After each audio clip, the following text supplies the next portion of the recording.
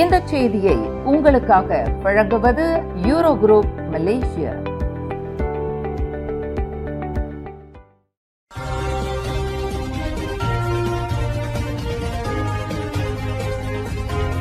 வணக்கம். திசைகளின் 5 மணி செய்திகள். மடானி அரசாங்கம் வலிமையாக உள்ளது, பிரதமர் டத்தோஸ்ரீ அன்வார் கூறுகிறார். கூட்டணி கட்சிகளிடையே உறுதியான கோட்பாடு, ஒற்றுமை உணர்வு மற்றும் நாட்டை மேம்படுத்துவதற்கு அவை கொண்டுள்ள கூட்டு கடப்பாட்டின் காரணமாக தமது தலைமையிலான மடானி அரசாங்கம் வலிமையாக உள்ளது என்று பிரதமர் டத்தோஸ்ரீ அன்வார் இப்ராஹிம் இன்று திட்டவட்டமாக தெரிவித்துள்ளார். மடானி அரசாங்கத்தில் உள்ள ஒவ்வொரு கூட்டணி கட்சியும் வெவ்வேறு சித்தாந்தத்தையும் நிலைப்பாட்டையும் கொண்டிருந்தாலும் அவற்றுக்கு இடையே உள்ள ஒற்றுமை மற்றும் ஒருமைப்பாட்டு உணர்வின் மதிப்பு பெருமைப்படத்தக்கதாகும் என்று பிரதமர் குறிப்பிட்டார். நாட்டை அபிவிருத்தி செய்வதற்கு மடானி அரசாங்கத்தில் உள்ள உறுப்பு கட்சிகளின் கூட்டு ஒத்துழைப்பும் கூட்டு மனப்பான்மையும் அசாதாரணமானதாகும் என்று பிரதமர் வர்ணித்தார். மடானி அரசாங்கம் வலிமையாக இருப்பது தொடர்பில் துணை பிரதமர்களான பாரிசான் நேஷனல் தலைவர் டத்தோஸ்ரீ டாக்டர் ஹமட் ஜாஹித் மற்றும் சரவா கூட்டணி கட்சியைச் சேர்ந்த டத்தோஸ்ரீ ஃபடிலா யூசுப் ஆகியோருக்கு இவ்வேளையில் நன்றியை தெரிவித்துக் கொள்வதாக பிரதமர் குறிப்பிட்டார். இன்று பாட்டிக்சன் கம்போங் பச்சித்தனில் உக்வா மடானி மற்றும் பாட்டிக்சன் மடானி அரசாங்க நாடாளுமன்ற உறுப்பினர் மற்றும் நிர்வாக உறுப்பினர்கள் தொடர்புடைய மக்கள் சந்திப்பு நிகழ்ச்சியை தொடக்கி வைத்து உரையாற்றுகையில் டத்தோஸ்ரீ அன்வார் மேற்கண்டவாறு கூறினார். இந்த நிகழ்வில் பிரதமரின் துணைவியார் டத்தோஸ்ரீ டாக்டர் வான் அசிசா வாயின் இஸ்மாயில், துணை பிரதமர்களான டத்தோஸ்ரீ டாக்டர் அமட் ஜாயிட் ஹமிடி மற்றும் டத்தோஸ்ரீ ஃபடிலா யூசுப் ஆகியோரும் கலந்து கொண்டனர். மக்களுக்கான இன்ப அதிர்ச்சி செய்தியை பிரதமர் டத்தோஸ்ரீ அன்வார் நாளை திங்கட்கிழமை அல்லது செவ்வாய்க்கிழமை அறிவிப்பார் என்று எதிர்பார்க்கப்படுகிறது. பிரதமரின் இந்த அறிவிப்பு தங்களுக்கு பெரும் எதிர்பார்ப்பாக இருக்கிறது. அதேவேளையில் பிரதமரின் இந்த அறிவிப்பு வழக்கத்திற்கு மாறான இன்ப அதிர்ச்சியாக இல்லாவிட்டாலும் குறைந்தபட்சம் மக்களின் வாழ்க்கை செலவினத்தில் நிலவி வரும் நெருக்கடியை குறைப்பதாக இருந்தாலே போதுமானதாகும் என்று பலர் கருத்து தெரிவித்துள்ளனர். அதேவேளையில் பிரதமரின் இந்த அறிவிப்பு வெறும் B40 மக்களுடன் நின்று விடாமல் அதற்கு அப்பாற்பட்டு M40 மக்களையும் கவனிப்பதாக இருக்க வேண்டும் என்று உள்ளூர் நாளேடு ஒன்று மக்களிடம் நடத்தப்பட்ட சந்திப்பில் பலர் தங்கள் உள்கிடங்கை வெளிப்படுத்தினர். இன்னும் ஓரிரு நாட்களில் பிரதமர் டத்தோஸ்ரீ அன்வார் மக்களுக்கு இன்ப அதிர்ச்சி தரும் செய்தி ஒன்றை அறிவிக்கவிருக்கிறார் என்று கூட்டரசு பிரதேச பிரதமர் துறை அமைச்சர் டத்தோஸ்ரீ ஜலேஹா முஸ்தபா அறிவித்திருந்தார். இன்று மிகவும் பரபரப்பாக நடைபெற்ற மலேசிய இந்து சங்க தேர்தலில் நடப்பு தலைவர் ஸ்ரீ காசி சங்கபூஷன் தங்க கணேசன் அணியில் போட்டியிட்டவர்களில் பெரும் பகுதியினர் வெற்றி பெற்றனர். மலேசிய இந்து சங்க நிர்வாகத்தில் முதல் 10 மத்திய செயலவை உறுப்பினர்களில் முதல் இடத்தில் தங்க கணேசன் தேர்வு செய்யப்பட்டார். அவருக்கு 1102 வாக்குகள் கிடைத்தன. தங்க கணேசனை தொடர்ந்து கோபிக்கு 1091 வாக்குகளும், சுஜித்ராவிற்கு 1064 வாக்குகளும், ஹரிக்கு 1064 வாக்குகளும், சதீஷிற்கு 1041 வாக்குகளும், ஏராவிற்கு 1034 வாக்குகளும், டாக்டர் முரளிக்கு 1031 வாக்குகளும், கே தினகரனுக்கு 1031 வாக்குகளும், கணேஷிற்கு 1028 வாக்குகளும், டத்தோ RS மோகன் ஷானுக்கு 1023 வாக்குகளும் கிடைத்தன. இந்த 10 பேர் வெற்றியாளர்களாக அறிவிக்கப்பட்டுள்ளனர்.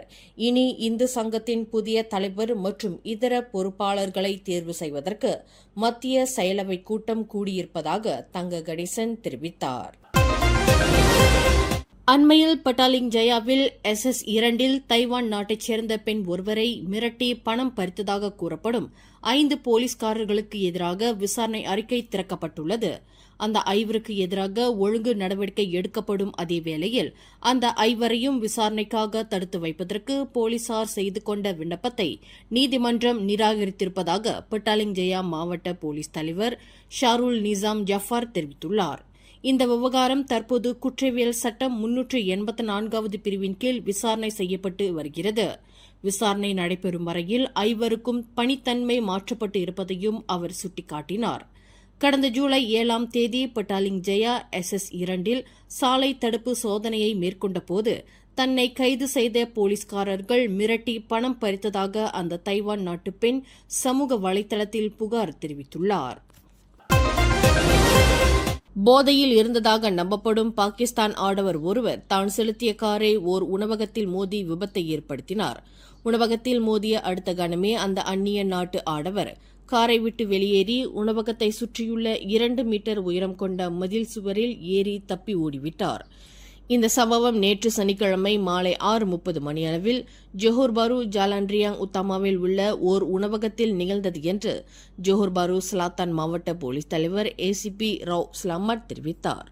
அந்த ஆடவர் செலுத்திய கார் வேக கட்டுப்பாட்டை இழந்து சாலையை விட்டு விலகி உணவகத்தில் பாய்ந்ததாக பூர்வாங்க விசாரணையில் தெரியவந்தது. உணவகத்தின் முன் நிறுத்தி வைக்கப்பட்டிருந்த மோட்டார் சைக்கிள்கள் மற்றும் கார் ஒன்றை அந்த நபர் கார் மோதியது. தன்னை பிடிப்பதற்கு உணவகத்தில் ஆட்கள் ஓடி வருவதைக் கண்டு அந்த பாகிஸ்தான் ஆடவர் தப்பி ஓடிவிட்டதாக ராவ் ஸ்லாமட் குறிப்பிட்டார். ஜோஹர் பாரு ஸ்ரீ அலம் தாமான் மெகா ரியாவில் உள்ள ஒரு தளத்தில் கொள்ளை முயற்சியின் போது துப்பாக்கி வேட்டை கிளப்பியதாக நம்பப்படும் ஆடவர் ஒருவரை போலீசார் தீவிரமாக தேடி வருகின்றனர். நேற்றிரவு 7:10 மணியளவில் நிகழ்ந்த இந்த சம்பவத்தில் ஈடுபட்டுள்ள நபரை போலீசார் அடையாளம் கண்டு வருவதாக ஸ்ரீ அலாம் மாவட்ட போலீஸ் தலைவர் முகமது சொஹைமி இஷாக் தெரிவித்தார். மோட்டார் சைக்கிளில் வந்ததாக நம்பப்படும் அந்த சந்தேக நபர் துப்பாக்கி போன்ற ஒரு சுடும் ஆயுதத்தை கொண்டு அந்த தளத்தில் இருந்த நபரை பணத்தை ஒப்படைக்கும்படி அச்சுறுத்தியுள்ளார். அதேவேளையில் எச்சரிக்கும் வகையில் ஒரு துப்பாக்கி வேட்டையும் கிளப்பிவிட்டு அங்கிருந்து தப்பியுள்ளார். எனினும் இந்த சம்பவத்தில் யாரும் காயம் அடையவில்லை என்ற போதிலும் பாதிக்கப்பட்ட நபர் இதுகுறித்து போலீசில் புகார் செய்துள்ளதாக அவர் குறிப்பிட்டுள்ளார். இதுகுறித்து தகவல் அறிந்தோர் போலீசாருடன் தொடர்பு கொள்ளுமாறு அவர் கேட்டுக் கொண்டார்.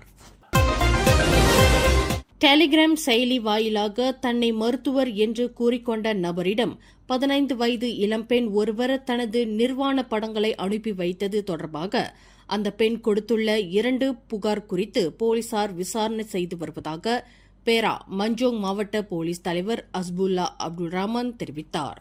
சம்பந்தப்பட்ட சந்தேக பேர் வழி தன்னை மருத்துவர் என கூறிக்கொண்டு ஆள் மாறாட்டம் செய்து அந்த பெண்ணின் நிர்வாண கோல புகைப்படங்களை பெற்றிருப்பது விசாரணையில் தெரியவந்துள்ளதாக அவர் குறிப்பிட்டார். அந்த பெண்ணை உடல் சுகாதார சோதனைக்கு உட்படுத்த வேண்டும் என்று கூறிக்கொண்டு அந்த புகைப்படங்களை சந்தேக பேர் வழி பெற்றுள்ளார். மார்பக புற்றுநோய் உட்பட உடலில் உள்ள நோய்கள் துல்லியமாக கண்டறியப்படும் என்றும் அதற்கு நேரடியாக மருத்துவ சோதனைக்கு வர வேண்டியதில்லை என்றும் அந்த நபர் கூறியுள்ளார். ஆடையின்றி நிர்வாணமான கோலத்தில் புகைப்படங்களை அனுப்பி வைத்தால் மட்டுமே போதுமானதாகும் என்று மருத்துவர் என்று கூறிக்கொண்ட அந்த நபர் தெரிவித்த பொய்யான தகவலையும் நம்பி அந்த இளம்பெண் தனது நிர்வாண கோல புகைப்படங்களை அனுப்பி வைத்துள்ளதாக ஹஸ்புல்லா குறிப்பிட்டார்.